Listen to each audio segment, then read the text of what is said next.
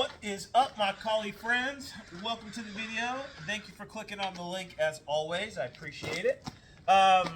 Today I've got a fun little exercise for you like always. I've been working on my chain striking lately, my weaving, single weaves, double weaves, all that good stuff. And so I figured I'd put this up here for my collie friends, and maybe it'll give you guys some ideas for your own training, help you out a little bit. So with this, it's actually an exercise that I do to work on the 4 different types of chain striking or weaving.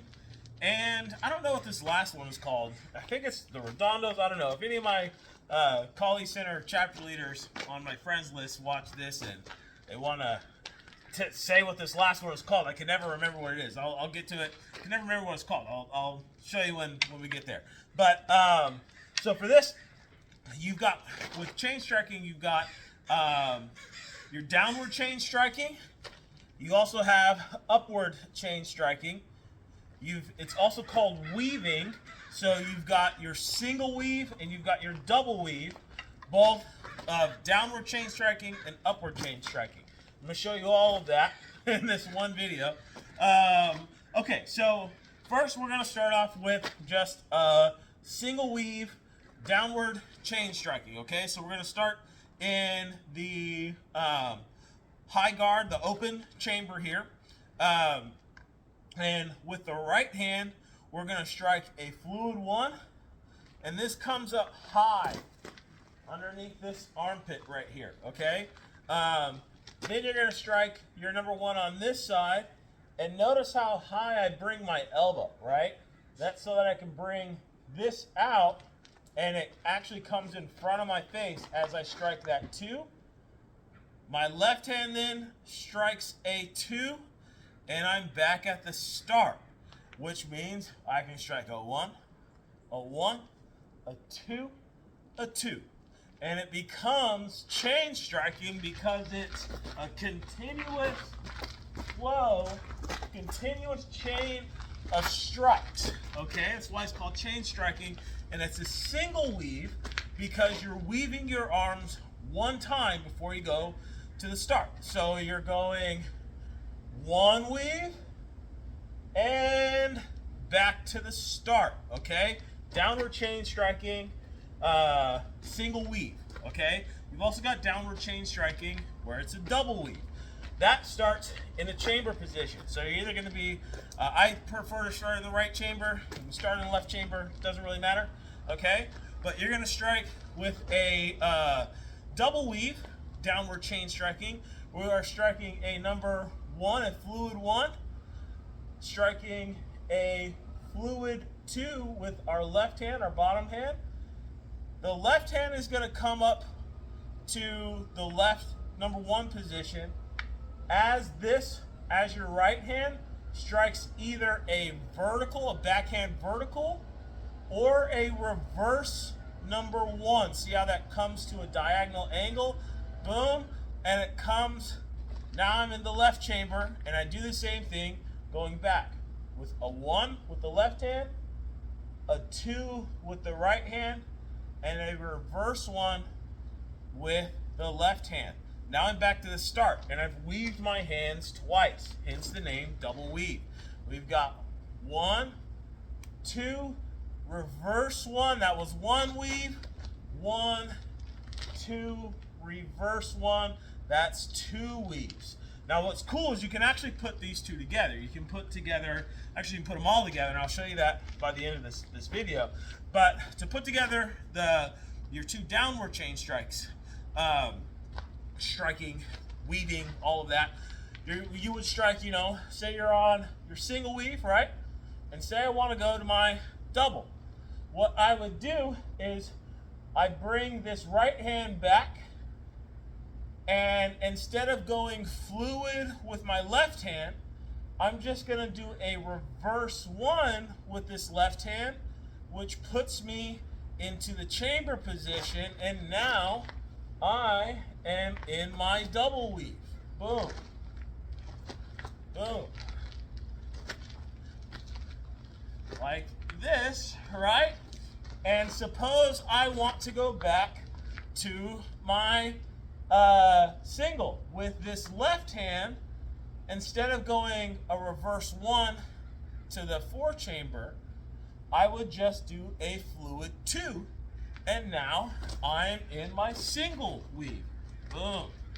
Single weave. Go reverse 1, now double weave. Boom. Fluid 2, now I'm in my single. Reverse 1, put you in the double. Fluid 2, put you back in the single. Boom. And so you can go between them, right? You've also got your upward chain strikes, single weaves, and double weaves. So upward chain strike single weave starts in the low open chamber. So you're in a double 3 right here. Number 3 guard with your right hand and the left. You are going to strike a 3 with your right hand, then a 3 with your left hand, strike an angle 4 with the right, and an angle 4 with the left. That is a single weave.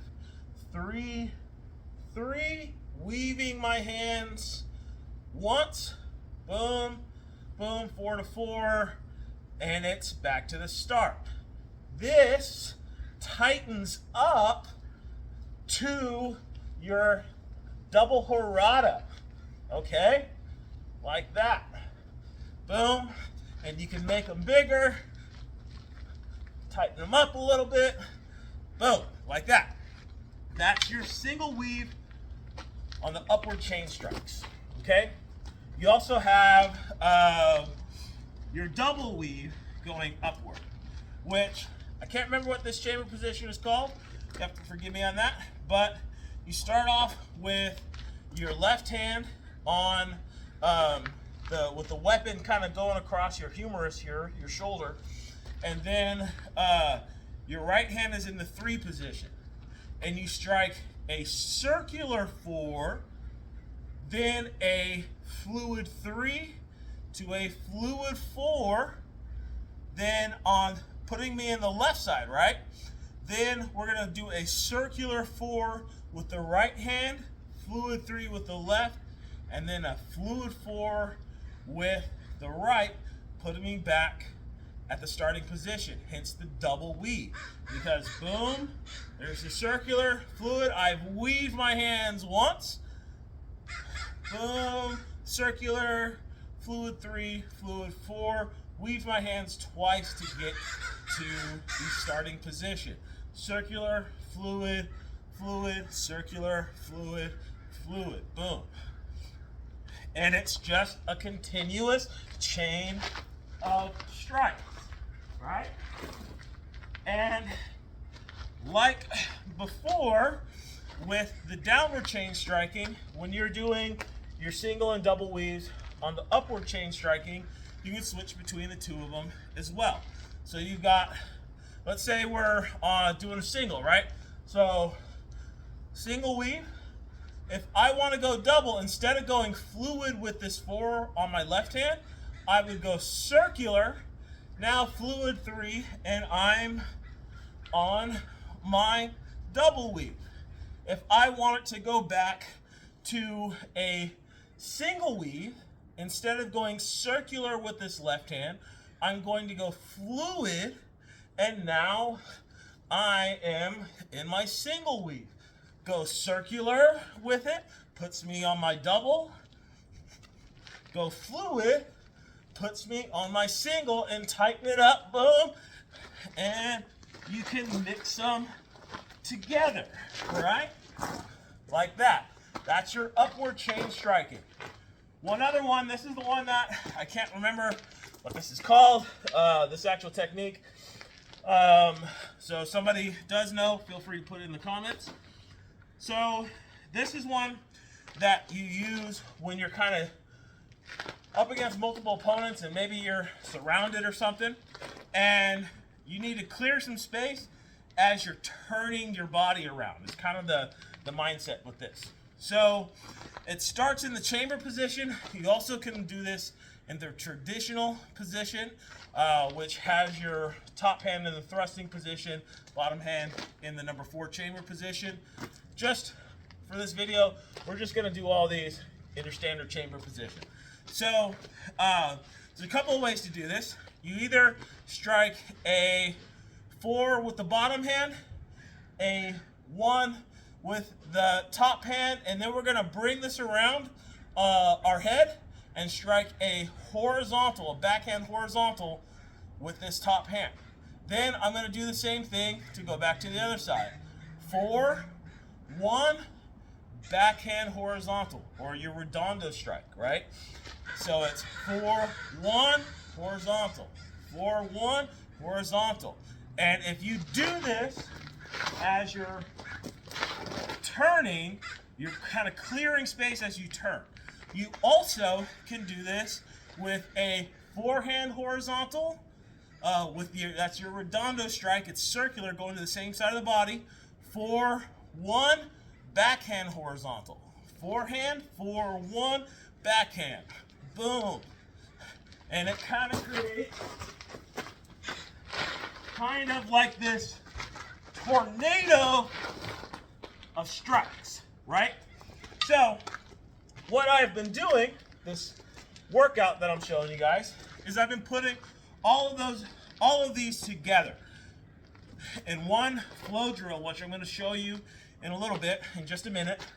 The purpose of this flow drill, in my mind, the reason why I've been doing this anyway, is I loosely have the idea of multiple opponents in mind, even though I'm not actually doing technical multiple opponents techniques, but that's kind of loosely in my mind. The real reason why I've been working on this is because I'm trying to create those neural pathways in my mind for speed of transitions, because these chain striking is designed to keep your weapon moving constantly moving, and so there's not a whole lot of time to think.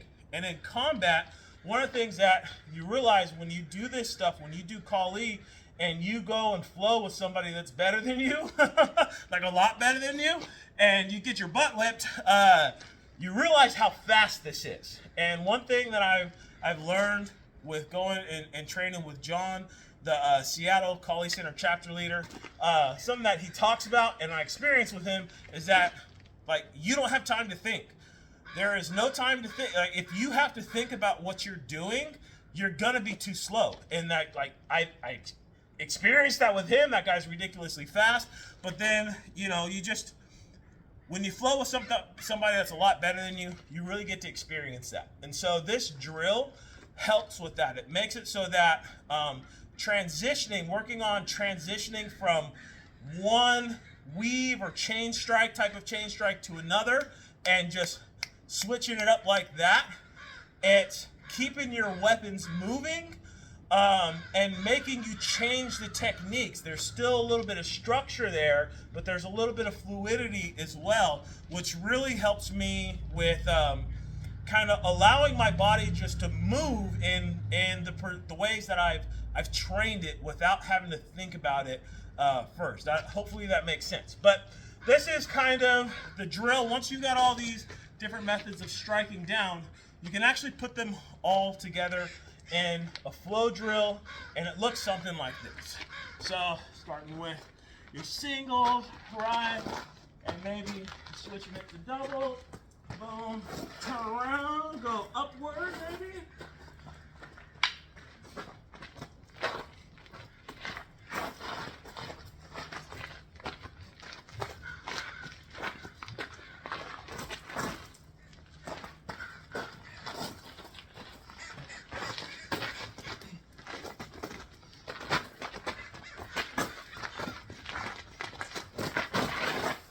Something about like that, where you're switching between all of them, you're changing your direction, where you're oriented, you're guarding yourself as you're making that turn, instead of just turning and facing, you know, you're striking these weapons as you're moving through space, covering yourself as you're transitioning from opponent to opponent, and really having to think about